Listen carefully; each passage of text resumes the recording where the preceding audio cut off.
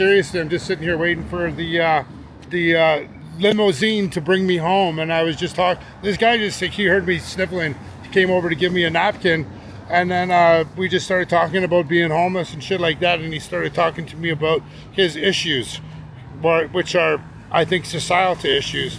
But I'm gonna introduce you to him, and yeah, I'm gonna ask him some questions. So, boss man, nice to meet you again. So, what's your name, boss? James. James, so what did you say that they diagnosed you with? P. PPMB. What's It's that? a person with persistent multiple barriers. It's like half a step before getting on disability, right? And it's after being on welfare. So, and it's, they give you, it's like you get your medication. They give you every day. They give you what? I Methadone. get methadone, like 260 milligrams of methadone. Like And how many dillies? Methadol D, and I was getting like 14 dillies a day before. 14 8 milligram hydromorphines, which they Yeah. call dillies on the street. Yeah, and they're like they helped, right? With But where do you with, sleep? You got a home to stay in? No, and it's funny because 80% of these SROs that they have down here, the shared room occupancy places, right? They have at least 5 to 8 rooms that are always empty all the time for just in case situations. Oh, just in case situations. But what's a just in case situation when I've been stuck for 15 winters on the street now every single day? This is my cruiser. Can I bounce? Yeah. I could go downtown in my community every day and interview 3 new people for like 2 months straight and not run into one of them. There's that many people on the street downtown, and they're all communicative with me.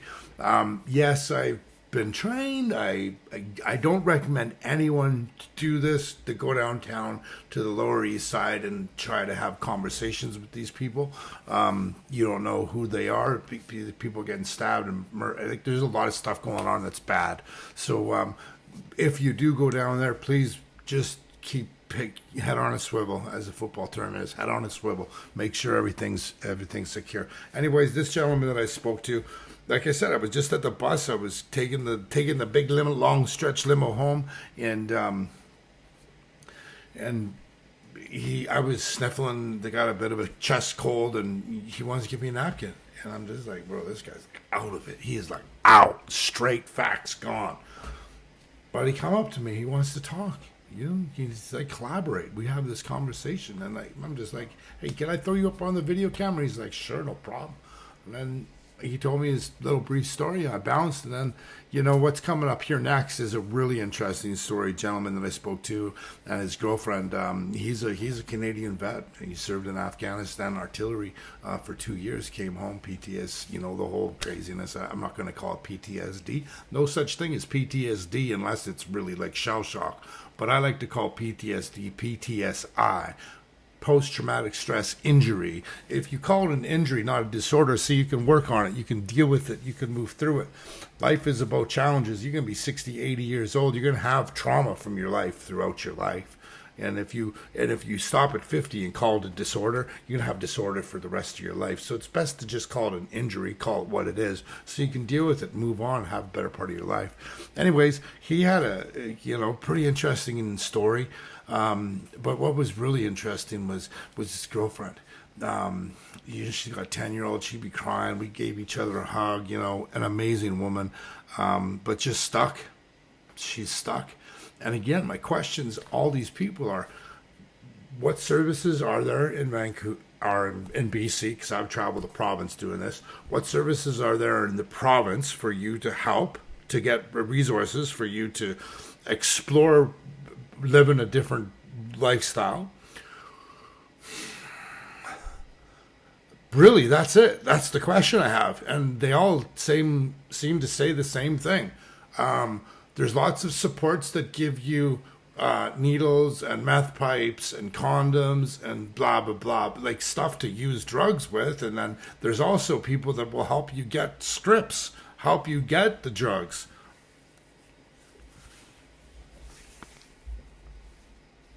I'm sorry. It's like our left side has gone way too left. I love the guy in Prince George, what he said. He says we need to have people like me, who workers. There's no workers down there talking to these people either, right? There's none. You need people to go down there and communicate, create relationships, help people make the decision to make a choice to go into a treatment. But the treatment can't be this like involuntary care that the government's talking about. It's got to be voluntary care. But you got to invest in the workers to like go down there and talk to them about how to change their life, communicate with them, how to better themselves, and then go into treatment. And what the trick is, when you go into treatment this time, you're going to be locked up. You know, some of these people that I talk to, they say 3 months, 6 months, a year. And usually when I communicate with them and when I ask them that question, they'll answer me and I'll be able to tell how far down the scale they are. Because some will say, oh, just 3 months. Some will say, oh, yeah, 6 months. Or some people say, a year. I've been blocked up for a year. Anyways, like I said to someone a couple of days ago, you could have a communication stick. You can do what you need to do. You can go down there. You can communicate with these people. But unfortunately, you know, we live in a beautiful, free society where you have to make the decision to go if you want. But you that are watching this can make a choice. When you're downtown or where you're anywhere and you see one of these people that are like totally messed up, absolutely make sure you're safe. Make sure your surroundings are safe. Make sure the people that you're with are safe. But don't be an ass. Say hi to them. Smile at them. Say, I hope it's better tomorrow. Just say, give someone some positive. We need more positive stuff in this world. Anyways, blessings. So I'm here doing my thing again, and I met these wonderful couple. We've probably spent an hour just talking, shooting the shit, making laughs, talking about our lifestyles and our stories. And I really want you to meet a couple of people that I met, and they're going to tell you their story a little bit, and I'll ask them some questions, and we'll just go from there. So, boss man, tell me, what's your name? My name is Dustin. Dustin, and you're a vet? I am, sir. You're a vet, sir. I'm a sir. Thanks, sir. Man. I appreciate that. When did you come home from Afghanistan? 1994. 94. How long did you serve? I served 2 years. 2 years. But I was there for 9 months. Were you an infantry or were you a Yes, cook? yes. Were you an infantry? Oh, God bless you, bro. How long you been in Vancouver? 2 years now. 2 years? Yeah. How long? But you said you were on the street just in May? Without a no, roof? without my Without- girl. She was locked up and She got out just in May. She just got out, yeah. Oh, she got out in May. Yeah, so and we- Alberta, we- and she came here. Yeah, we just reunited. Oh, wow. So she came here for you. Well, she came here for her. And For her, I'm yeah, here. that's it. That's right, it. right. So what's your flavor? My flavor. What did you like doing? What kind of dope you like doing? They asked me on a different day. I'm not kind of weird like that. I drank. I did coke. I'll do some acid. I do mushrooms. I What like do you it. think of this psilocybin stuff? This for vets, they're talking about doing like microdosing. Does that work? I don't know. So I did. I'm an extremist, man. I'm not gonna microdose. I want to did- get fucked up. My experience Right. with microdosing was I did microdosing. So Tuesday at 4:00 I took one pill. Nothing happened that night. The next day at 4:00 I took another pill, and like 2 hours after that I was watching like Murder She Wrote, and I started laughing, and then I realized it made you laugh, so I stopped taking it. Because And then the night is over, and then you're tired the you're next like, day, oh, right? oh Like, wow, what the hell really- was that, eh? Exactly. Well, So- everybody's different, right? Like We had a long talk here yeah, we did, man. It was about the cool. supports in Vancouver. What supports are there? There are supports for who? Like there's Yeah, exactly. There's supports for different types of people, and everybody's different, right? Everybody's got different needs. And, So for you, what do you need, and what is there not, or what is there? I need to be left alone, man. Like I need to be comfortable too, right? You need Like, a home though. I need a place to kick back and be comfortable. How hard is it for you to find like an SRO or like a rooming It's house? hard. I can't or- even sit on a curb for 5 minutes, man, before I'm getting kicked off it. Like Really? they keep you on the move, man. Like, I'm exhausted. I'm They just keep physically, push- mentally, I'm being exhausted. I can't even think about what I need to do in my life because I'm fucking tired. Yeah.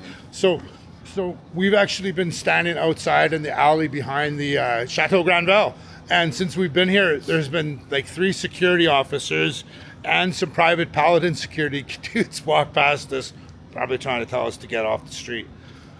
Because I'm trying to sort through our Going to go through your stuff. what I own. So let's talk about the gathering place.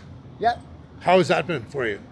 It's For been you. okay. Well, I was new to Vancouver and I just kind of stumbled upon it, and then the people were different kind of people. They're not.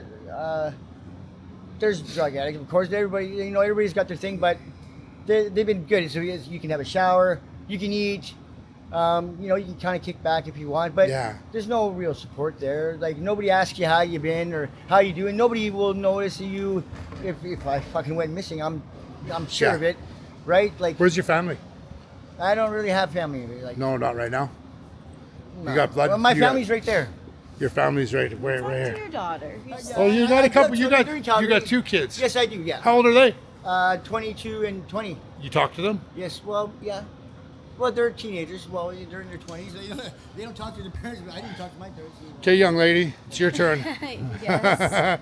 I know. Look at that smile, eh? So tell me about yourself. How did you get to Vancouver? Well, You came for this guy, right? Well, no, I came. I knew he was here, but I also came because my mom thought that it was in my benefit to come here because parole violations and the system out here are a lot more lenient there than they are in Alberta. Oh. And I also was having a really hard time being let out on parole and being put back into the same place that I was selling drugs and doing drugs and surrounded by the people that I used to sell to on a daily basis, but then being told, but don't use again and don't do this again, and but yet I'm surrounded by all the same things. So it was really it was a system set up for failure. So I breached, went back to jail, or went back to the pen in Edmonton. So you're in Edmonton, or you're in Alberta, Yeah. and you I was were in just a Calgary. normal young lady. Everything's fine. You had a daughter, and you got into the drugs, and then the drug trade, and you started dealing. You got busted, and you went away. Yeah, I wouldn't say what do you qualify as normal? Like, I was prescribed painkillers for years because Oh. I have something called Behçet's disease, which is an autoimmune I've heard of that. disorder, and they didn't know what was wrong for. It took them, I think, almost 6 years to diagnose me. So in that 6 years, instead They gave of, you they painkillers. just threw them at me like you wouldn't believe. Like, honestly, What like, did you more, say they more, were giving more. you? Like, you 880s? By the end of it, yeah, 880s, and then So if anybody doesn't know what 880s means in terms, it means an 80 milligram tablet of oxycodone. which if a normal person did one of those, they would die. Absolutely. So, and 8 of those, they're giving me So you got into the drug trade, shit happened, Yeah. someone set you up, you went away for some time, you got out, you got to Vancouver. Let's talk about Vancouver. Okay. What's your experience been? Is there help here for you? Is there not help? If there was supports that you'd want to see in place, what would that be? Like I was saying to him, like, honestly, I was like, if we had a place to stay, even if we had to pay $10 a night to stay at that place, do you know what I mean? Like, I'm not saying things should be free and we should have to work for them, and we should, but like, I can go on the program and they'll give me free drugs, like they'll give me Elevate. Dilaudid and everything else, or care. But you have to be on the Arcadian program. Well, yeah, but so they'll give me these drugs for, and then that's their help. But yet, if I want, a place to stay so that I can, start working again and have a place to shower and Yeah. put my belongings and feel safe and comfortable. Oh no, that's asking too much, because those SROs, I'm sorry, I would rather be out on the streets than live in one of those They're places. dangerous. They're I've heard of dangerous, murders and they're not even- disgusting. They're the cockroaches, the mice, Who works in these places? Are they, can you say it? usually Are they they're- support workers? Like the Oh. workers that work there, are they like of experience of drugs or homelessness? Or are they from here? I honestly would have to say that most of them are probably either East Indian or maybe like African or from, I don't know if they were born here, but most of them have accents. Interesting. They're not very like approachable. The fact that you have to be ID'd when you're literally like the people that are living in these SROs are paying rent. Right? Yeah, They're paying they rent pay- to live there. they pay rent it to comes live right there. off their assistance welfare checks, check, right? yeah. Exactly, their disability. But then if they want to have a friend over, someone over there, I have to show ID. You have to That's show ID to get yeah, in. So if it's you don't not- have ID, you're scooped. Yeah. You can't go visit your and brother. it's actually or completely your sister. illegal to do that. It's actually it's illegal now. There's a law that says that they shouldn't be doing that, but they don't care. They Interesting. still do it anyway, right? Like, So what supports are there? What if there was like, I know you're the stupid, I'm not a counselor, but if you had a magic wand? And I've had a magic wand. If I right now decide, so any one of us Someone decide give a shit. we want to get sober. Okay. Someone give a okay. shit. Someone who actually Yeah. gave a shit, man. So the one thing that I've heard both of you guys say is there's not, and I asked you out of my own stuff, there's no people like me walking around asking questions, but identifying people's interests and why they're on the There's streets. people that tell me what I need to do. There's no one's asking me Okay. what I need But to, there's a to problem help. is that you're rocking the boat, and people are scared to rock the boat because there's a lot of crazy shit that happens in this city. Yeah, I'm rocking the boat. You're, But so you're most being of a the people, squeaky wheel, and people yeah, don't like that. so most shit, of the people right? that are like helping, like coming out and walking around and helping you guys are here to tell you, oh, the SRO's there, and oh, this is where you get your prescription, and oh, this is where you need to Here's get. or harm reduction supplies. But they're full of drugs, man. Or here's a shelter that but you guys can't stay together because you're a couple. Oh, but and- you can. But can't you? No, most of them no. If we No. go to a shelter right now, if we can get in, we can't stay together. No. You don't want to stay at the shelter downtown on Why the Hastings. fuck would Fuck. I do that? like no, man. No, it's not a. Anyways, I've never looked at folks. this like this. Yeah, it's as again, like I get the same message consistently. There's no supports. There's no help.